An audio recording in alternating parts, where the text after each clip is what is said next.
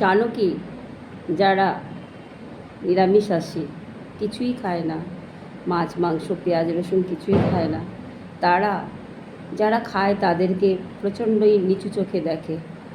আমার মতে তাদেরকে নিচু চোখে দেখা উচিত নয়। কারণ আমার মনে হয় যারা মাংসাশী প্রাণী তারা তো শুধু মাছ মাংসটাই খায়, কিন্তু এই নিরামিষাশী ভক্তি জীবনে যারা আছে কিছু কিছু মানুষ, তারা কি করে, ওই সমস্ত মানুষদের প্রচণ্ড অবজ্ঞার চোখে দেখে এবং তাদের মনে দুঃখ দেয়, আলাদা করে দেখে, তাদের স্পর্শ লাগা, তাদের ছোঁয়া, তাদেরকে এতটাই নিচুর চোখে দেখে, সেটাকে আমার মনে হচ্ছে যে তারাই যেন তাদেরকে শোষণ করে, তাদের রক্ত চুষে খাওয়ার মতোই ব্যবহার করে, তাদের মনে খুব দুঃখ দেয়।